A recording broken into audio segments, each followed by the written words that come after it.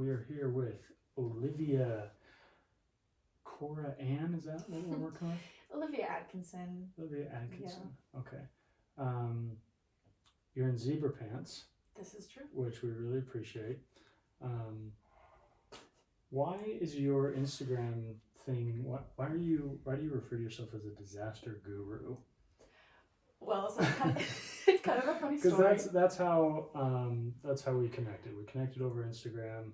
I think we have a few mutual friends, and you weren't ugly, so I messaged you. It's a helpful part of the process to intrigue a man.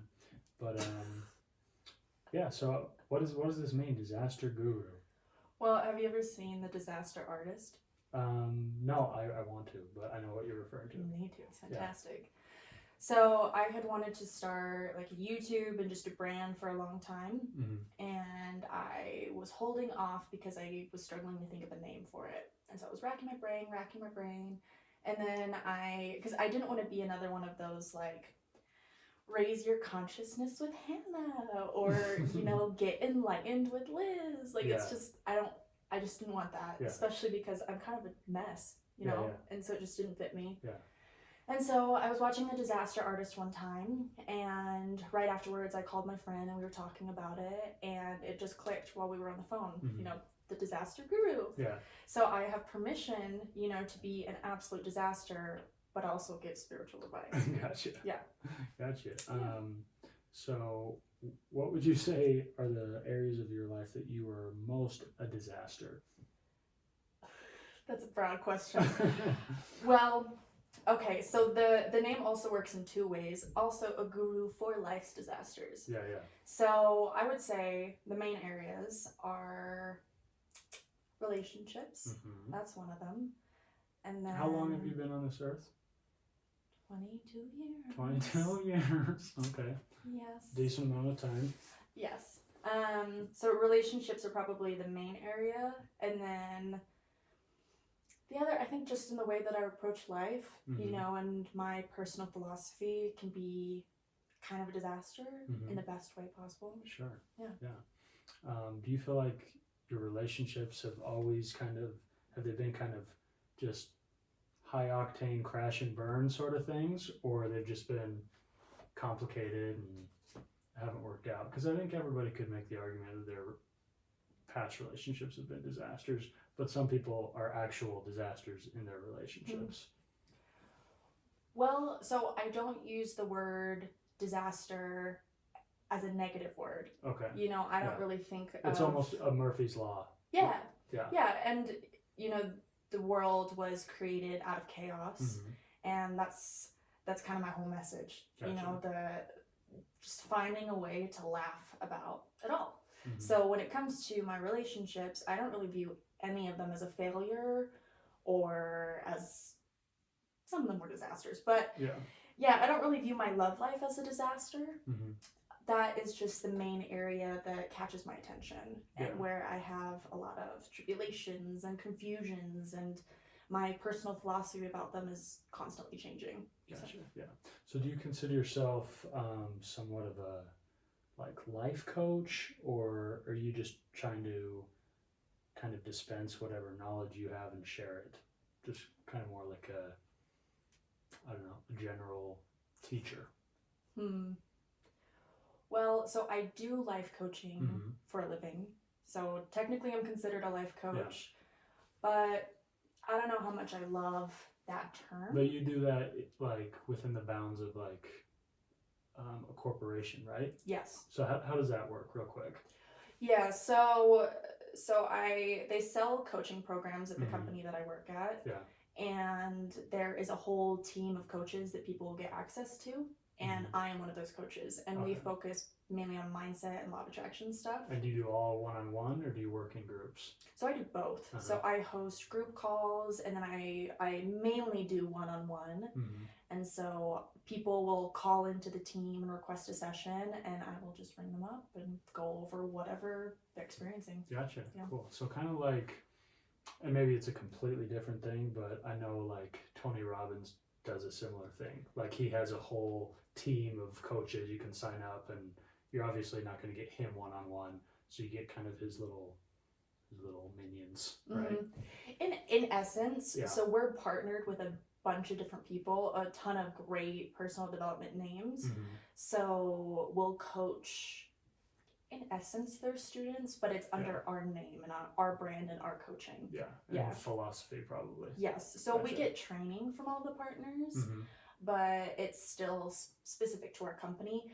Definitely similar to what Tony Robbins is doing. We actually, I might be wrong, so don't quote me on this, but I believe we coached his wife. Okay. Yeah. Cool. Yeah. Very cool. So do you like, do you do kind of like side projects where you're like, okay, I'm in this industry, but I want to kind of be a life coach to somebody, but they're not like going through my corporate channels? I wish, but I've signed a non-compete. Oh, really? Yeah, so I actually can't right now, but so I don't. You gotta be careful anytime someone asks for advice. Well, I just can't charge. Right. I just can't charge. Okay. But I don't really mind because I'm a 22-year-old life coach. Yeah. You know, I'm gaining experience and it takes a lot of pressure off of me. I was actually thinking about this on the drive over. So I am the young perspective out of the coaching team. Yeah. Everyone else is older than me by like 20 years. So I have a very different perspective, but also lack a lot of life experience. Right. So I give a little bit of zest, a little bit of, you know, the modern approach, the new ideas. Yeah. And when someone needs someone that has a little bit more life experience, it's great. I don't have to worry. They got someone on the team. Whereas if I were doing coaching individually, I might stress about that a little more, you know? Yeah, for sure. Talk to me a little bit. I was kind of scrolling through your Instagram, kind of mining for information. Right. And I saw you're a big fan or proponent of Ram Dass. I saw that coming. Yes. Yes. I want to preface this by saying I don't really have strong opinions about him or that sort of field of study. I'm just not very knowledgeable about it. I personally love reading about, you know, anything, you know. Right. But I just don't know a lot about kind of that like, I don't know if you want to call it like mysticism, but kind of a more like, some people definitely call him a mystic, right? Kind of that cosmic guru type of stuff. When did you first kind of become introduced to Ram Dass? Well, it came from a love life venture, actually. I was dating this guy in a polyamorous relationship. Oh, wow. Pump the brakes. Yeah. Let's back up. Polyamorous relationship. How did that begin? Well, was this something that you were always open to, and you're kind of like, oh, this might be interesting, or did this kind of just organically happen, and you're like, what am I in the middle of? A little bit of both. Yeah, so we'll circle back to Ram Dass because we'll get there when we're talking about this all. So I'd always kind of struggled with commitment in general since I was a kid. I got into a really serious relationship for 4 years, and even then, it was very hard for me to commit. Yeah. And were you unfaithful?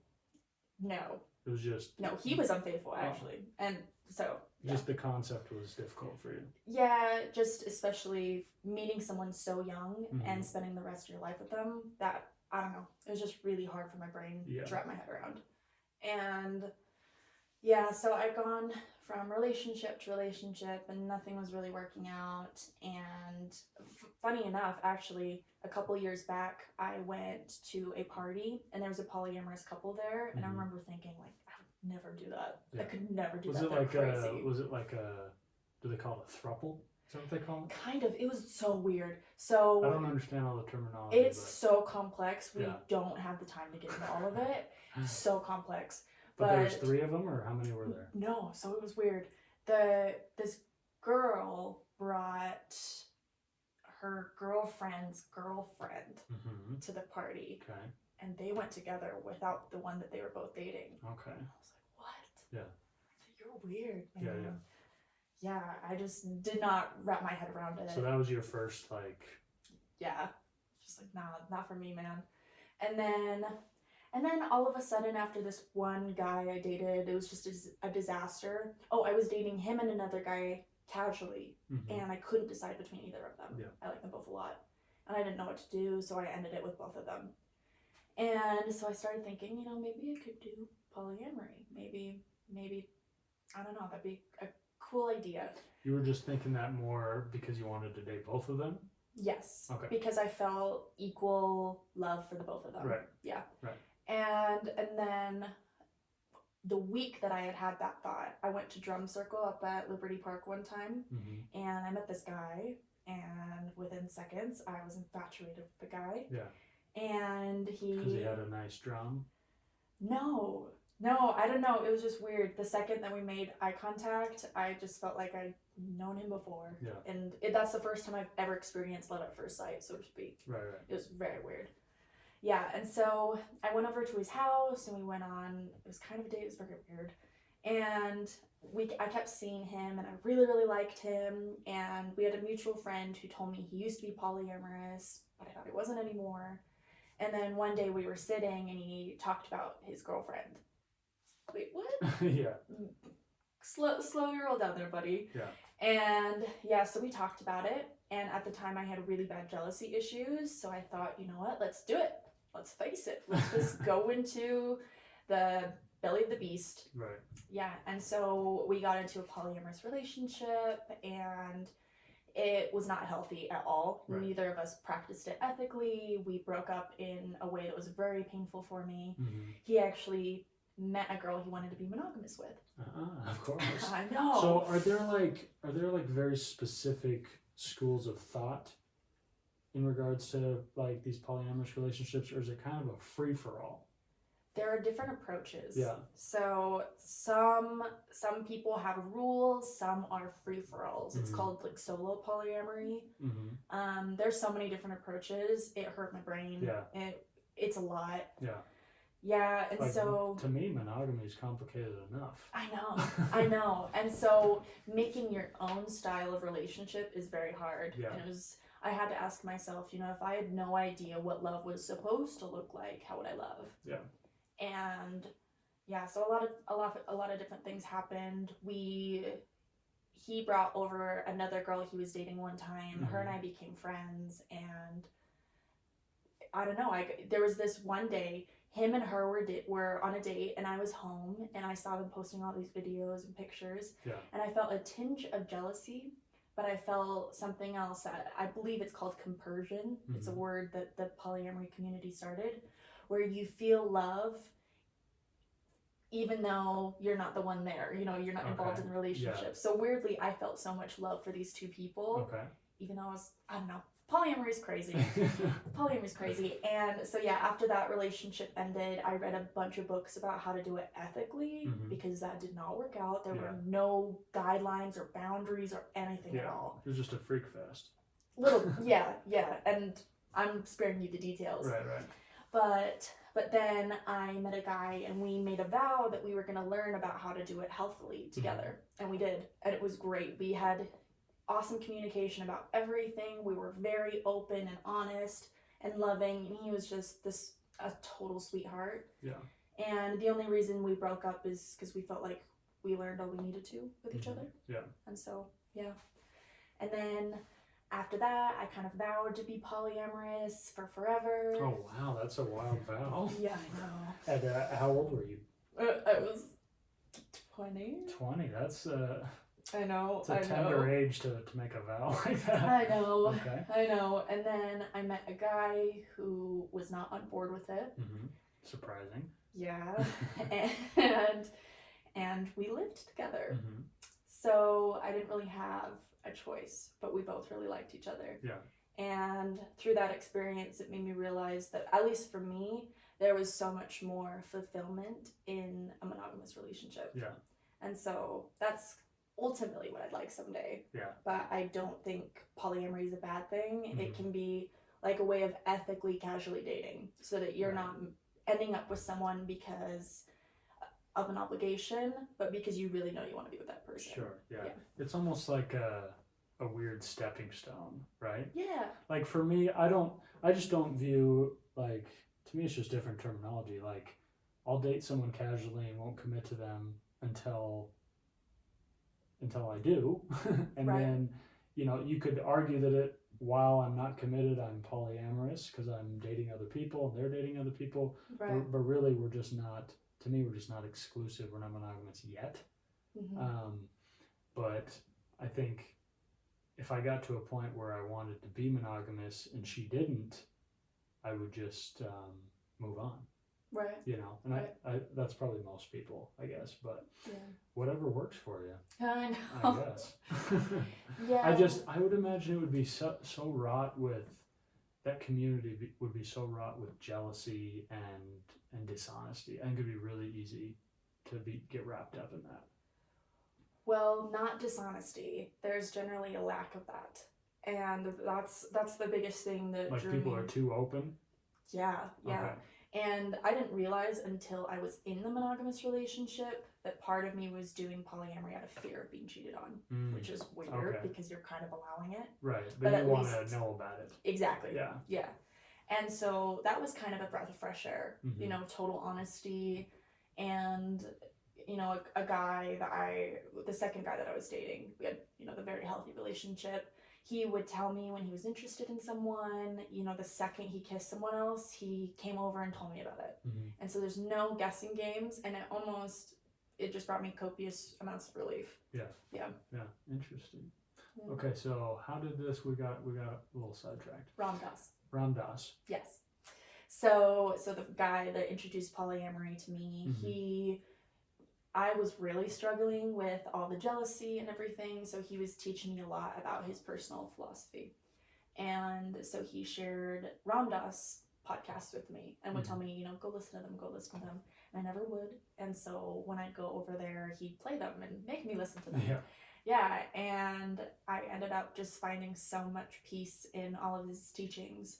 And some of it was about relationships, but my mom passed away 4 years ago.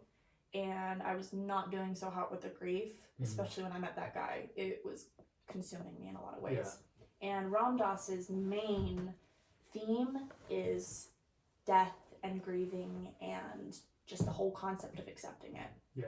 So, yeah, he just brought me a lot of comfort. Okay, very cool. And were you, did you grow up religious in any way or spiritual in any way? Yeah, I grew up Mormon. Okay. Yeah.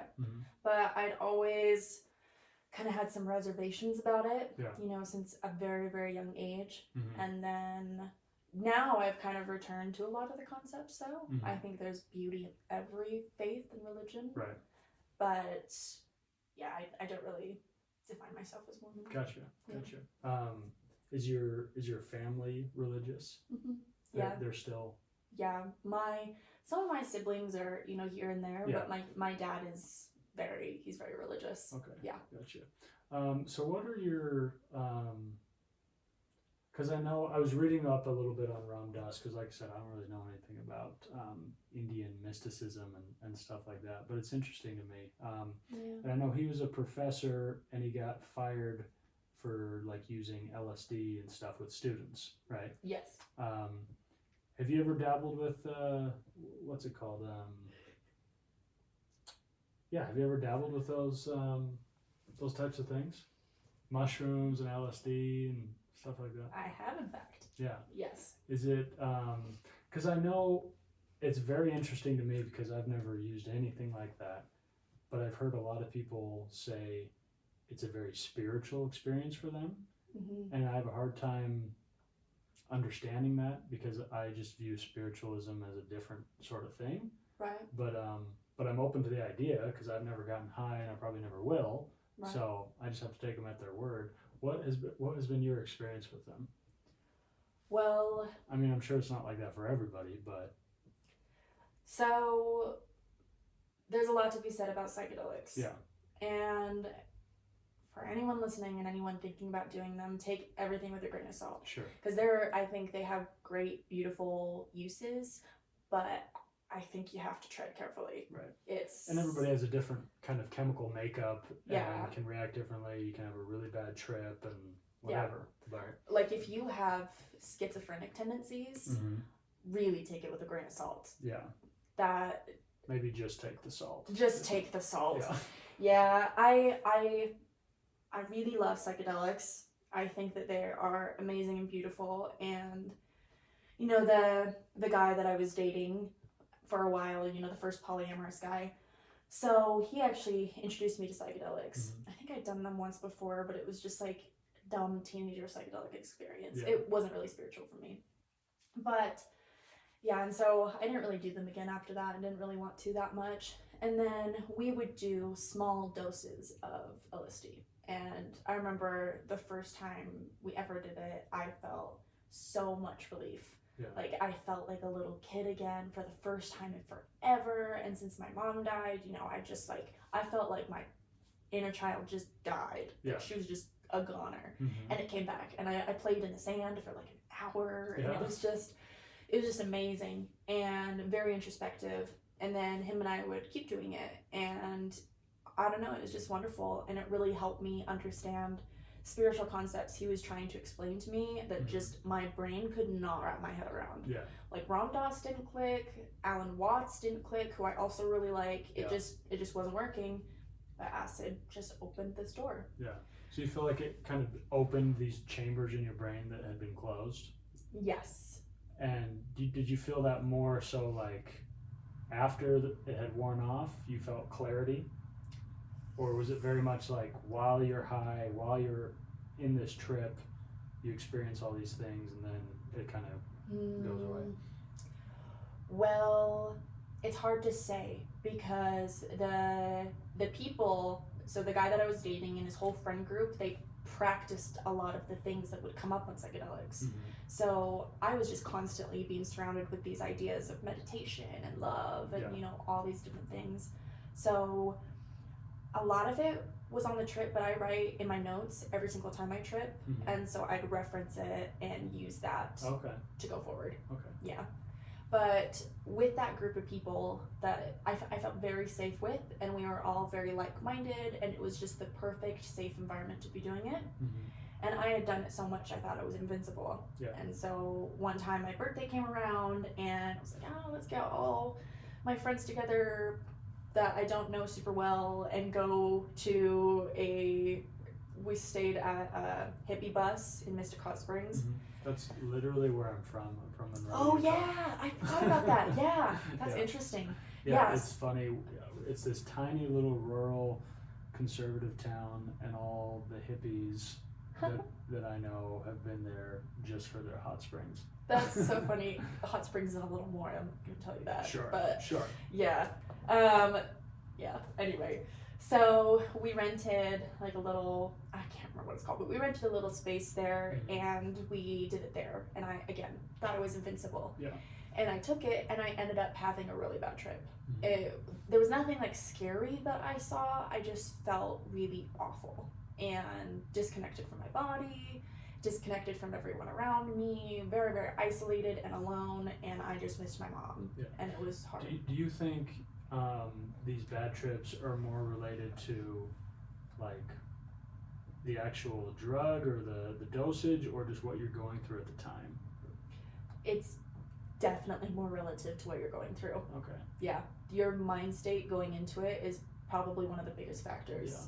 And yeah, since I was in an environment and with people that I didn't really feel connected to, it was just not so it could probably be a pretty dark thing if you're already in a depressive state. Absolutely. Yeah. The only thing, so acid's great, but it's kind of not my forte anymore. I used to love it, but it's just, it doesn't teach me as much as mushrooms do. And mushrooms feel a lot more sacred to me, where acid feels a lot more like a party drug.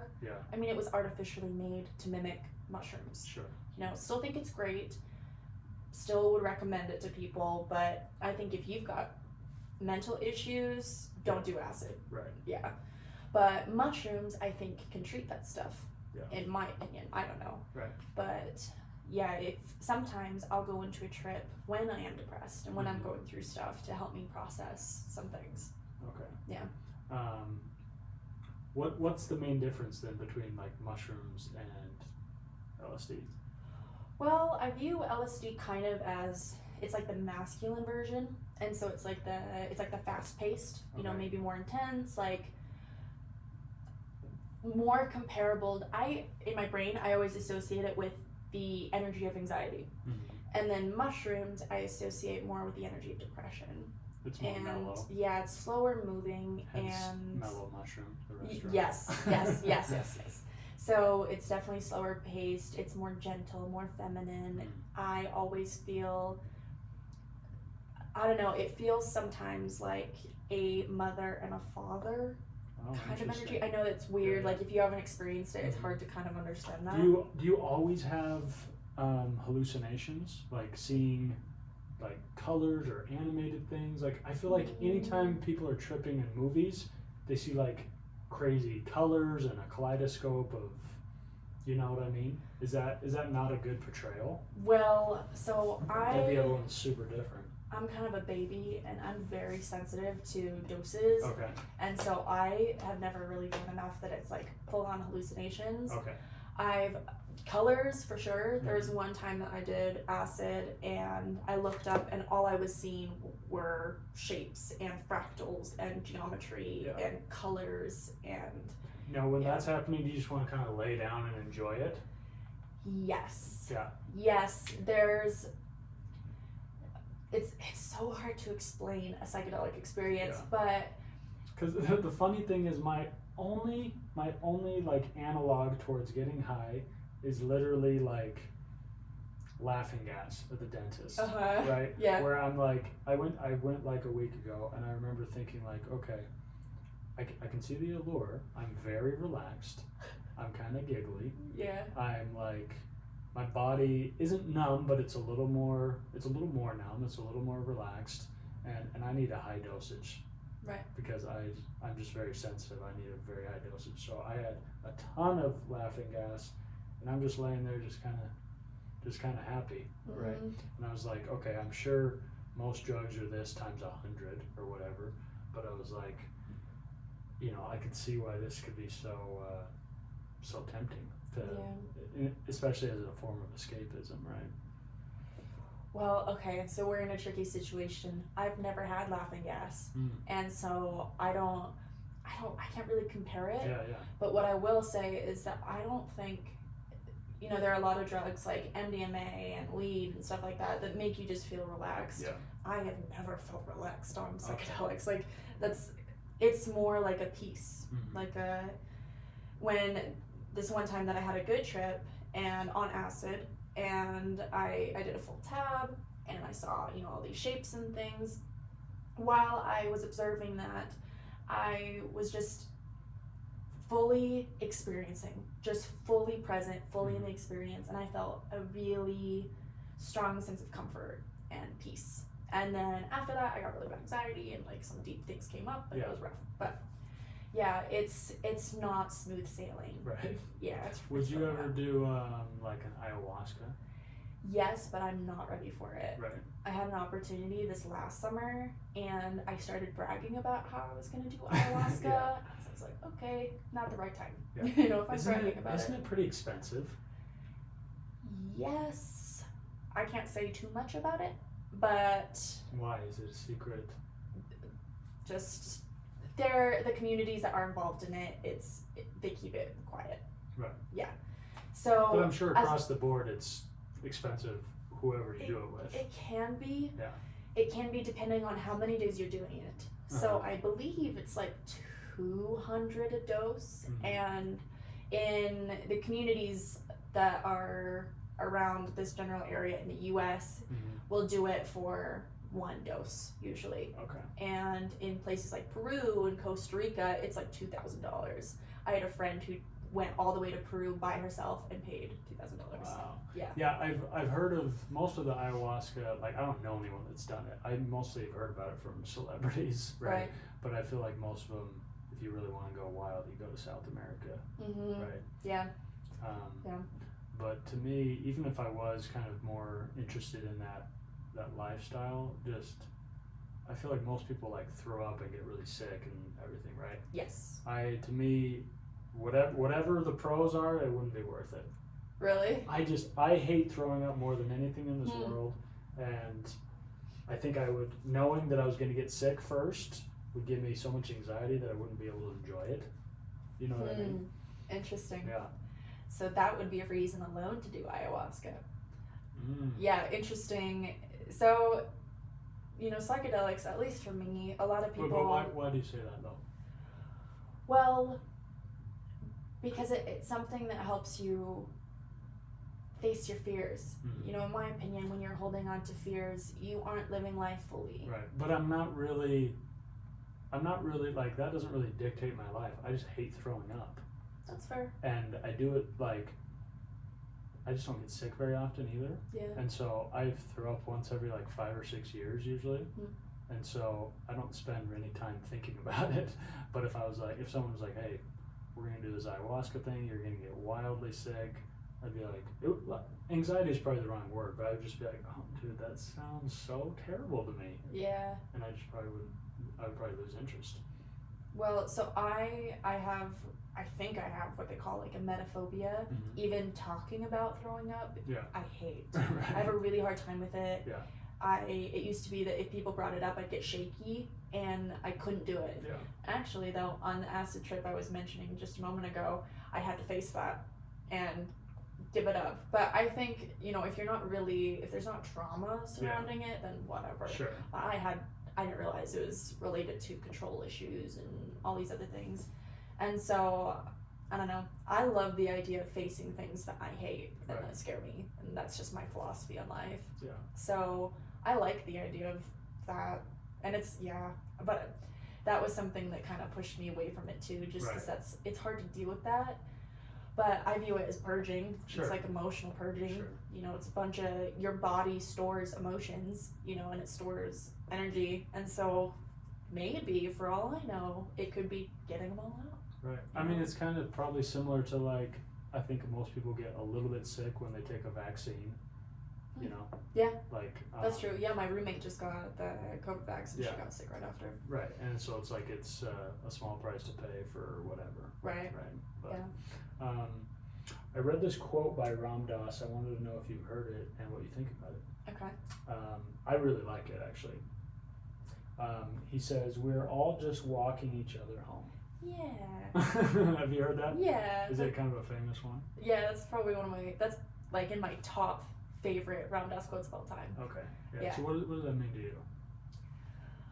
Well, it's something that helps me a lot in my coaching is just the idea that none of us know the truth. We have theories, we have feelings, we have experiences, but none of us really know.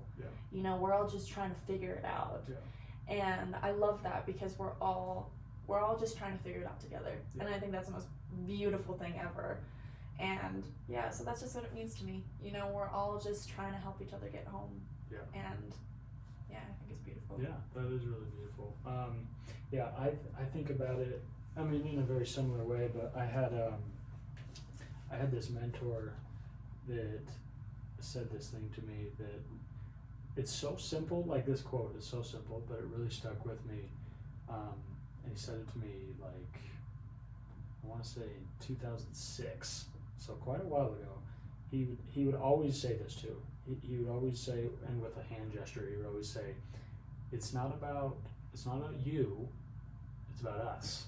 And he would always do this, and he would just be like, it's about us. And I was just like, yeah, that like makes sense, but it's so, in practice, it's so hard to get outside of your own universe. Yeah. Right? And consider that this whole existence maybe isn't centered around you. Yeah. The whole creation, everything that's happening, everything that ever has happened isn't all focused on you. It's hard because you see everything through your brain and your eyes. But I think if you walk around with that mindset, like, hey, let's try to grab someone's hand and help guide them home, wherever home is. Let's try to think about us instead of me all the time. Like, it might be tough, but I don't think anything bad's gonna come from that. Yeah. Yeah. In practice, I've been playing around a lot with my life philosophy lately, especially when it comes to like Mormonism and all these sort of things. So I've just been playing and seeing what different approaches work for me. And every single time I'm so preoccupied with me and my boundaries and protecting myself and making sure I'm around the right people and you don't deserve my presence and blah blah blah blah blah. Hell, personal hell. Right, sounds awful. Absolute hell. But every single time I get out of my own way and just let people be who they are and let them learn the way they need to learn and just love them, everything works out. So it's kind of funny because, you know, when you're not focused on yourself, everything kind of works out for you anyway. But when you're so focused on yourself, hell run, you know? Yeah. Yeah, because when you're so focused on yourself, you see all the negative things coming your way. And because it's all, anything that affects you negatively is a catastrophe. Right. You know? Yeah. But, that's a really good point. What, like, I know this word is thrown around so much, probably in life coaching and in other new age circles, but what does like this whole self-love movement mean to you? Well, I think that I just view it as a love movement all around, because again, when I put too much pressure on the idea of self-love, and so what I've seen is the second you bring fear into your self-love, it verges in the wrong direction. And it verges on focusing too much on yourself. But I think that so much of the media, especially, has, for the past, you know, century, had a lot of information and content that was put out there that does not make us really feel love. Yeah. And I think that love is our natural state of being. You know, I think God and love are pretty interchangeable. Yeah. And so we're getting pretty far in some ways from that idea. And so I think self-love is just we're really coming back to realizing home that we're all trying to get to is love. Yeah. So what for you, what's the best way to practice that? Like people always say, even kind of casually or jokingly, like I'm, you know, they're like cooking or they're watching a show and they're like, oh, practicing self-love. Like for you, what does that look like when you're like, you know what, I need to appreciate myself. I need to love myself. I've been maybe a little in my head, a little negative. What does kind of that practice look like for you? Well, it varies. But one of my go-to techniques that I always rely on is gratitude. Yeah. Because I think, you know, when you're feeling low on yourself, I think that gratitude is the frequency of love, like the vibration of love, not to get too woo-woo. But I think if you want to understand that, get into a state of gratitude. Yeah. And then let's say I'm noticing that I've been really hard on myself, or maybe I'm going through a breakup or something, and my self-love is lacking. My practice, I do something called EFT. Do you know what EFT is? So I don't know the exact definition, but it's doing a varying different kind of affirmations and tapping different pressure points on your body, kind of like acupuncture in a way. And so what I'll do is I will sit in front of the mirror and I'll tap those pressure points. I actually did this just the other day. Yeah. I was feeling jealous about something, and so I sat in front of the mirror and usually follow this pattern, and I'll say, you know, even though I'm feeling very jealous right now, I completely love and accept myself for having felt that way. And then I'll go through all the way and say, I completely love and accept myself. I completely love and accept myself. So that's one way that I do it. And then another is, you know, I think... Can someone else do that to you? Or do you need to do it yourself? No, I wouldn't want someone else to. Someone can't poke you and make you feel better? That's weird. No, not for me. Yeah. You know, it works for some people, I guess. To me it sounds like you said, like kind of like acupuncture, maybe like Reiki a little bit. Yeah, in a sense. And people are doing that to you and those. Yeah. Right. Well, you know, I think that there are so many ways in which we can experience love in this life, but one of the most beautiful and sacred and wonderful ways is with yourself. Sure. And so self-love, you know, one aspect of it is taking care of yourself. Yeah. But recently I've been venturing on being alone, you know, and not dating. And so I've been trying to date myself. I know it's such a cliche, but really diving into acting like I am genuinely in a relationship with myself. You know, I never hear guys say this.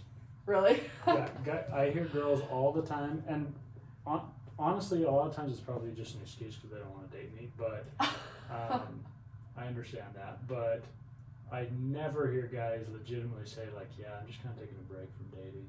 Like, but I hear girls say that all the time. Interesting. Yeah. I've never heard a guy say that he's gonna date himself, Right. but I've definitely heard guys say they're gonna take a break from dating. Yeah. Yeah, I've heard that. I feel like guys, even if they do say that, like, if a hot girl knocks on their door, they'll return to dating pretty quickly. Well, who's to say if a hot guy knocks on my door, I'm not gonna do the same thing. You know, I think with this approach, I'm still gonna be open to it. Like, I'm not gonna. You're just not focused on it. Yeah. Like, I went through a period where I tried, years past, where I tried to just, strict wall, abstain from dating. Didn't work out. Yeah. And so I still, I go on dates from time to time, and it's just I'm not investing in it. My focus and my priority is me, and I know that even if a really hot guy did approach me, unless he had everything I'm looking for, it's probably pretty unlikely I would want to invest. Right, because you're just not in that headspace right now. Yeah, and I'm loving this time alone. Yeah. I'm really, really enjoying it. So it's not, I wouldn't really want to give it up. Yeah. Yeah. That's awesome. What would you, what great advice would you give to yourself if you could travel back in time to when you were like 16? That's a good question. Because you really grow so much in those early adult ages, Yeah. Well, and especially when my mom died, I jumped leaps and bounds during that time. Would you maybe, like, obviously you wouldn't want to, like, warn yourself. Like, hey, your mom's gonna die. But maybe prepare yourself for that in some way. Well, the funny thing is, I had an intuitive feeling my entire life. Really? Yeah. That she would pass early? Well, I had a feeling that I was going to lose someone to a big death. And I actually told my therapist, like, a couple weeks prior, I had a feeling my mom was going to die soon. Yeah. And, yeah, it was really interesting. So when I found out, I wasn't surprised. Oh, wow. However, my mom was an alcoholic, and so I knew she was going to die young. I just had no idea how soon. Yeah. Yeah, so I don't know. I always knew. And I don't think I tried very hard to show my mom how much I loved her. So I have no regrets. Right. I'm really lucky in that way. Yeah. But I don't know if there's really anything I'd go back and say, because do you feel like you were a fairly, like, healthy teenager? No. Yeah. No. Definitely not. But and sometimes, like, I mean, honestly, most people are disasters when they're teenagers, right? Yeah. You're figuring out your life, your brain doesn't really work yet. Yeah. But I think a lot of people could avoid a tremendous amount of pain if they had kind of some good insight. Yeah. And not to say that you would accept that advice, but assuming you would, what would maybe make your high school years, your late adolescence a little easier? I don't know. I think the only thing is I tell myself to stop focusing on relationships. Yeah. That's the only thing. However, because I spent so much time on them when I was younger, I don't really care right now about them. Yeah. So it's hard. I really don't have regrets. Yeah. I think that every painful thing I've experienced has made me feel really resilient as a person. Sure. Yeah. So I'm chilling. That's good. Yeah. I mean, that's a really healthy mindset, because there's really no there's no qualitative, like, good to a regret. Really, Yeah. Really. Yeah. The only thing you could argue is maybe you want to live your life in a good manner so you don't have regrets. So it's almost like a pre-regret. Right. But once it arrives, it's all negative. Yeah. I might have. I would tell myself, maybe not my 16-year-old self, I tell my 19-year-old self to put more effort into one of my classes. Okay, yeah. But other than that, we all, it's honestly, I think it's silly to fully say, like, you have zero regrets, because I think if you went and did things over, you'd work harder in this class, or you wouldn't date so-and-so or whatever.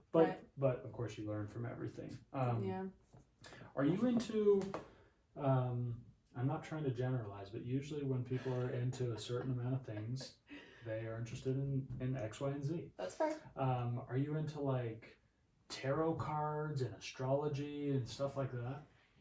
Yes. Mm-hmm. Shamefully so. Shamefully. Why do you say that?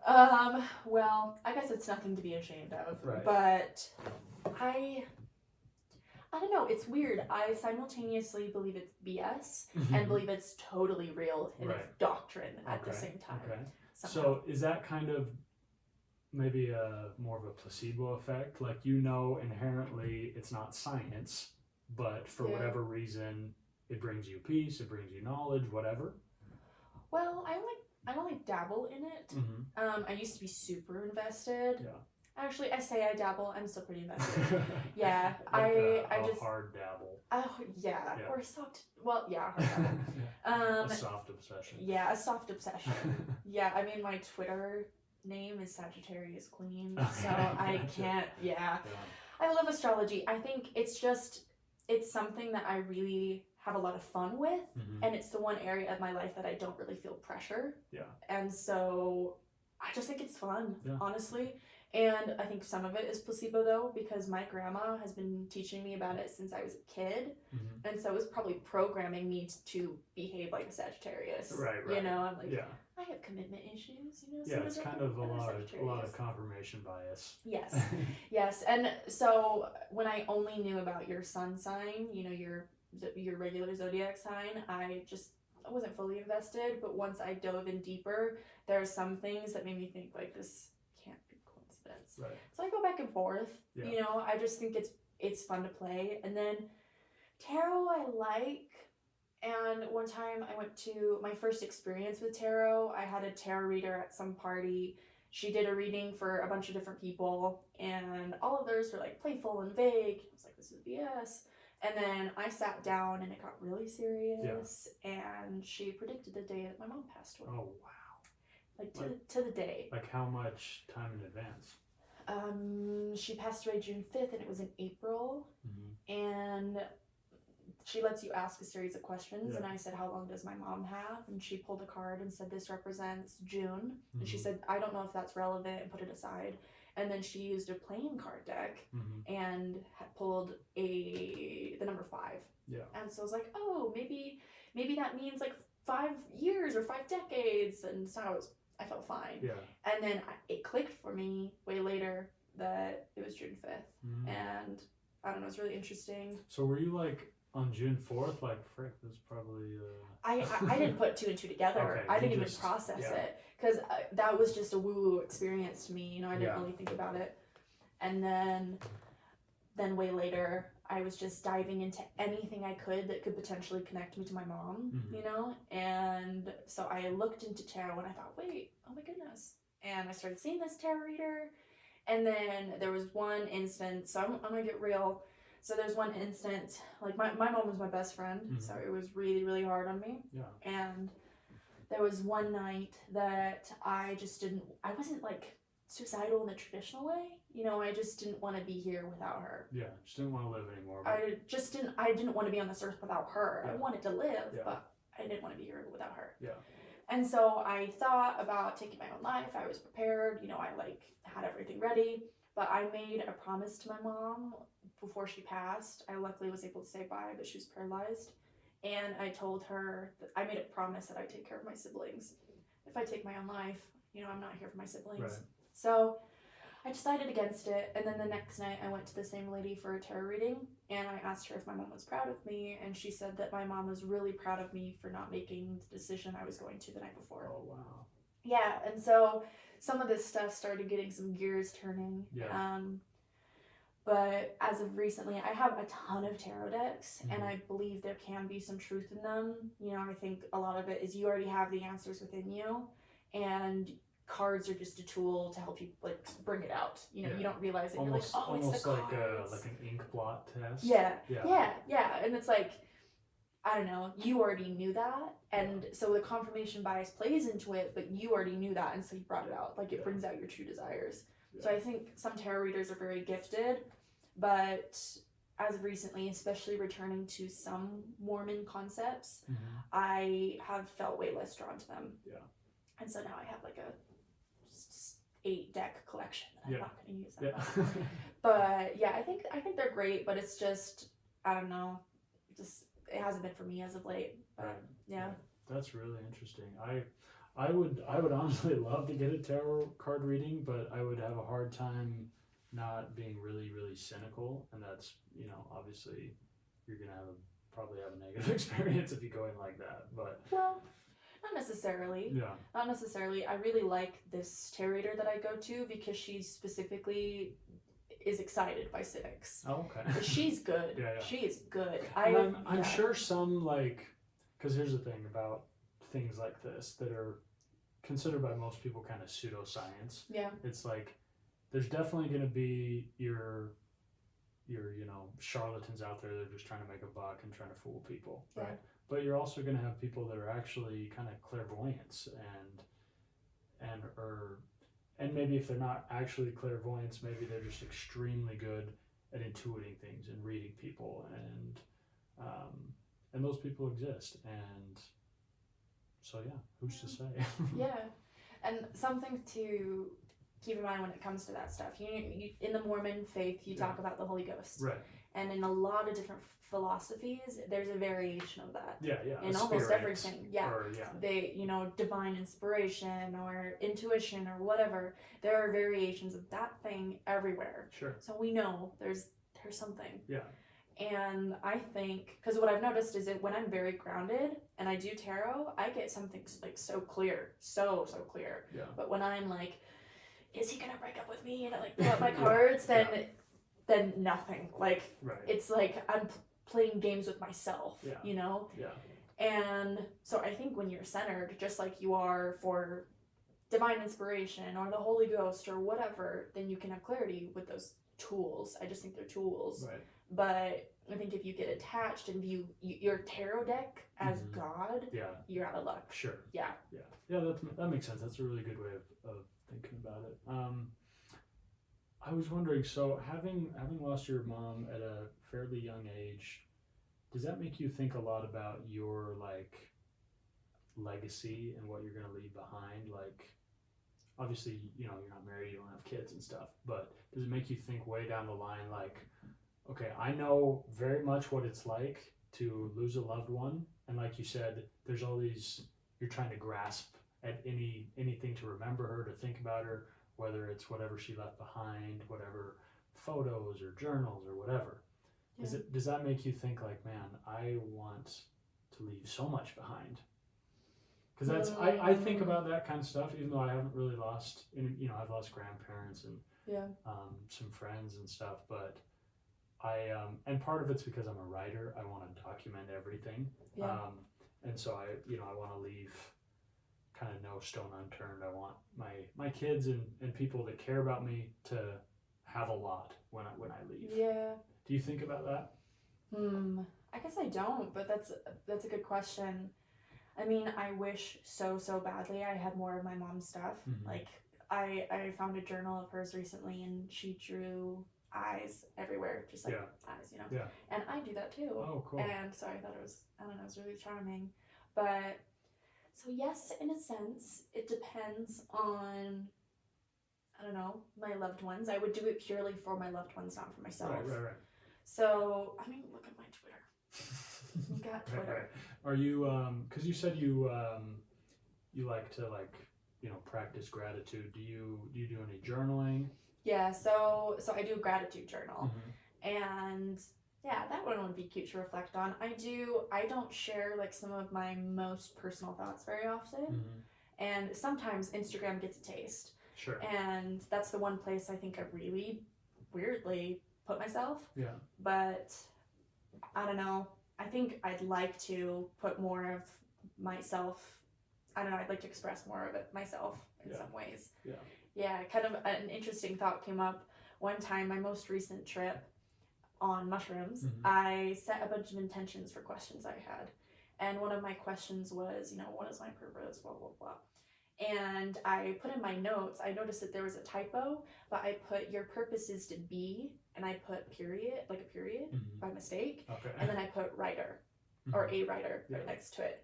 And they say that whenever you're trying to narrow down your purpose or what you give to the world, look at what you loved when you were a kid. Mm-hmm. And when I was a kid, I was writing all the time, writing stories, writing songs, writing everything. Right. And so in that regard, I feel like I have a duty to express myself and show who I really am. Yeah. Because I feel like, you know, returning to that quote, we're all just walking each other home. We all have a little piece of the puzzle that we're all trying to figure out. And we can't access that unless we are really vulnerable with each other. And so I think if I can express myself, then the universe is left with a little piece of the puzzle. Right. Yeah. Yeah, for sure. I mean, I feel the same way. I probably, you know, I think a lot of people can get self-conscious about like, oh, I'm putting out all this content, like I hope I'm not annoying people, but like people can ignore you if they don't like your content. Yeah. So it doesn't really matter. Right. You know, at the end of the day, your stuff ends up being seen by who wants to see it. And so I think it's a good thing to put whatever you have out there that is important and real to you. Right. And other people can experience it if they want to. Mm-hmm. And then hopefully makes their journey a little easier, or helps things make more sense for them. Or helps people feel connected. Sure. You know, I think that's why I love art so much. Ethan Hawke, do you know who that is? Yeah. He has an incredible TED Talk. Yeah. Absolutely freaking phenomenal on creativity. And he talks about how art is amazing because, you know, when you are chipper and fine and you read a poem about, you know, a horrible breakup, it's just like, okay, put it to the side. But when you are going through a breakup, it's like, oh my gosh, I'm not alone. Like, right. You're reading this poem and you feel so connected to humanity. And so I think writing and art and all of that stuff just helps us remember that we are all so deeply, ridiculously connected. Yeah, it's really true. Did you know he wrote a couple novels? No. Yeah, I read one of his, and it was actually really good. Really? Yeah. Oh my goodness, I'm gonna have to read that. Yeah. I'll show you when we're done. I have a copy. But I don't think it was in this TED Talk, but I was listening to an interview because I love Ethan Hawke. He's such a good actor. But he was saying how he hates how in like Hollywood, a lot of people are like, dude, what are you doing writing a book? You're an actor. Like, focus on your craft or whatever. And it's almost like it's almost like vulgar to go outside of what you normally do to do something else. And he's like, it's such a stifling way to think. And he's like, if I wanna play the trumpet, or if I wanna write a book or do a painting, like I shouldn't have to like second guess myself about that just because I'm like so gifted at acting, or I'm so accomplished at acting. And I think the same for normal, you know, non-celebrity people. Like, right. I think sometimes we think like, well, who am I to start playing the piano at my age? I'm never going to be Bach. I'm never going to be a musician even. But if it makes you happy, you should do it. Right. You know. I think people get so caught up in that because, you know, there's this expectation of needing, especially right now, needing to do things to make money, you know? Yeah. And you think about with like a little kid, for example, you know, if a little kid they're really good at making sandcastles, you're not going to tell them like, only make sandcastles. Like, that is the only thing you have to do. We're going to monetize this. I know. I know some parents. Right. But yeah, you know, and so in the same way, and you look at kids, they're awesome, right. You know? They have such energy and vibrancy. And no wonder a lot of adults fall into depressive states. We don't have to live differently than we did when we were children. Yeah. And there's so much, something that motivates me a lot is just experience. That's why I loved polyamory, because I got to experience lots of different kinds of people. Yeah. And so, you know, there's so much out there and so much you have to express and to give. Why would you want to confine it to one thing if you didn't feel compelled to, you know? Yeah. I know some people who music is, you know, their craft, and they really do only want to focus on that, you know, and so for some people it works. Yeah. But, I follow this Instagram account. It's called Niche, and it's probably my favorite account to follow. They basically just post quotes by artists, and most of them are writers, but some are actors or musicians or whatever, right? But there's this quote by Picasso, and he basically, I don't remember it word for word, but he basically said like, my art comes before everything, and it will even come as a detriment to other people and even myself. Huh. Wow. And it's interesting because he was, and I didn't even realize this. I think everybody kind of has a cursory knowledge of who Picasso is and what he did, but he was deeply prolific and had over 50,000 paintings in his life. And I had no idea. I just thought he was kind of this abstract guy that was famous for some different movements and realism and cubism, whatever. Yeah. But I didn't realize he was so wildly prolific. And he changed mediums a lot and changed styles a lot. And that's what mattered to him. And that's what made him tick and what made him feel alive. Huh. And it was just an interesting quote for me. Wow, that's so interesting. Yeah. I don't know if I agree with the detriment to others. How would that show up? Well, it was more like people couldn't really enter his life. They couldn't really, they just were secondary. Wow. Yeah. And I think sometimes there's a cost to like wild genius. Yeah. Yeah. And like a lot of geniuses have killed themselves, Yeah. And a lot of geniuses were divorced 6 times. And it's just, I think there comes a lot with that. Yeah. When your brain is that spectacular and kind of on fire all the time. Right. But just an interesting. Why do you think they killed themselves? So I thought about this a lot, not because I have any interest in suicide. Good to hear. Thank you. I'm glad. Thank you. We're in a really safe spot here. Yeah. But because one of my favorite authors killed himself at like age 44, 46, David Foster Wallace. Huh. And I'm familiar. But interestingly, he wrote a lot about depression and suicide before. Yeah. And one of the things he said was, he said it's no wonder that most people that kill themselves shoot themselves in the head, because the head is their main enemy. And I think a lot of times these people that are such geniuses, they don't really, they feel so alone because no one else around them is a genius. And so ultimately, they don't feel like they can connect with other people, and they don't feel like other people can understand them. And they honestly probably think most people are kind of stupid or kind of dense or whatever. And they might be great people and would never verbalize that, but it's got to be hard walking around thinking, oh, these people are Neanderthals. And and my mind is going 100 miles an hour and theirs is going 1 mile an hour. Right. And I think even for myself, I feel like I have a very overactive brain. I feel like for me, it makes it very hard to sleep. I have some bad insomnia, and it's mostly I just can't turn off my brain. There's a lot going on, and I don't consider myself like a very, very high IQ'd person. I think I'm like kind of smart, but it's more I've read a lot. Right. And I think I grasp things quickly and have a decent memory, but I'm nowhere near like on the genius scale. And so I can only imagine just not being able to turn that switch off. Right. I think like everybody knows people that they're not dumb, but they're very simple, simple-minded. They're not, they're not extremely well-read or well-cultured and experienced. They're just kind of, this is what you get, and I'm going to go through my life, and they're usually pretty happy people.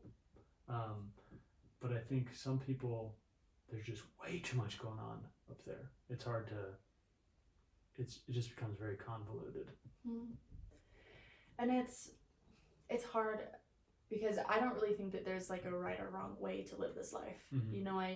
I really don't. And I think to a degree, we needed Picasso. We needed that genius. Sure. We needed those people to bring in what they brought. And it's unfortunate, that maybe they were so stuck in their heads and stuff. Yeah. And I had an experience right before the thing that brought me back to a lot of Mormon concepts. I was really neck deep in New Age spirituality, and I went through a breakup and like post a big mushroom trip.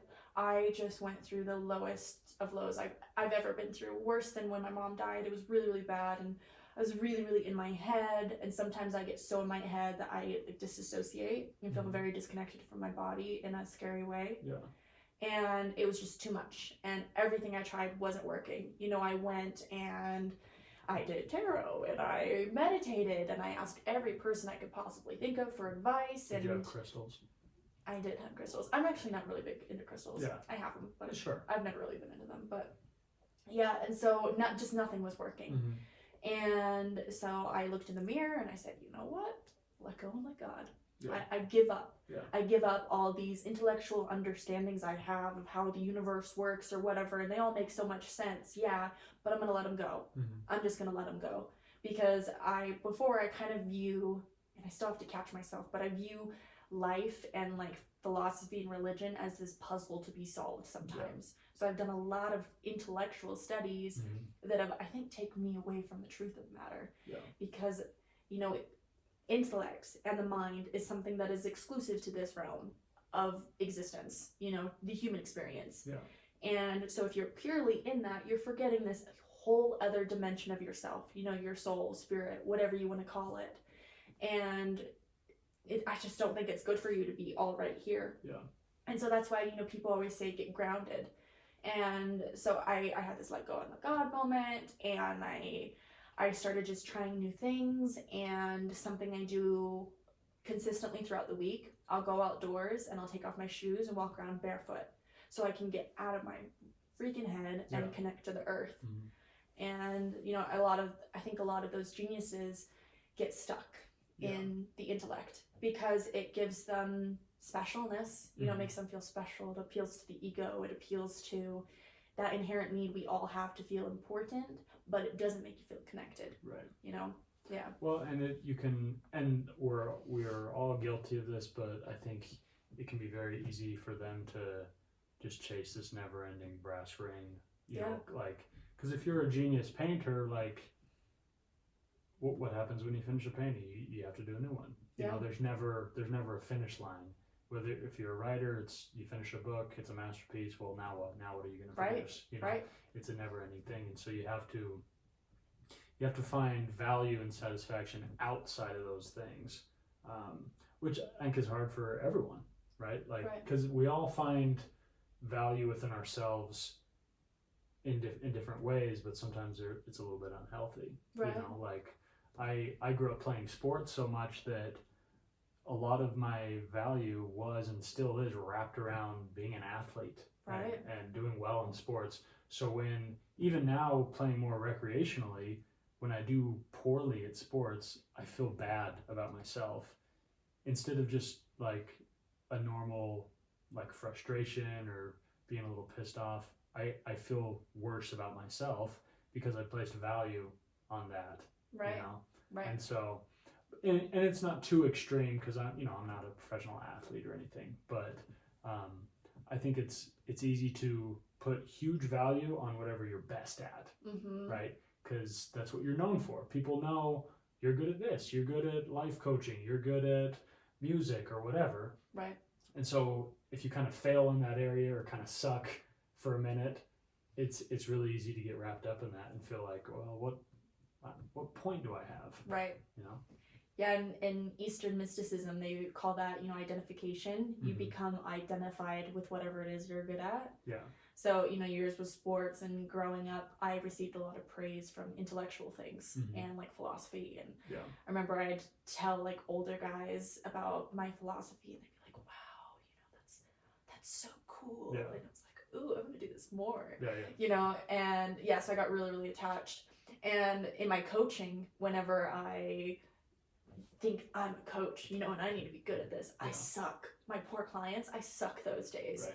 And so I think when you are a witness to the experience, or you really get immersed in the present moment and the journey and get connected to your body as you're experiencing things, then that doesn't happen as often. Right. I think it happens to all of us. It's not really avoidable. Yeah. But I think it can cause you less suffering when you create some distance from it. Right. Yeah. For sure. All right, we're going to wrap up. Let me ask you one more question.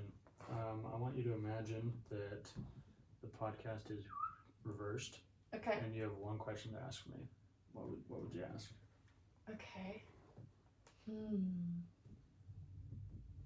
Why do you think we're here? Why do I think we're here in this basement? No, not in this basement. on this rotating planet. On this blue Earth.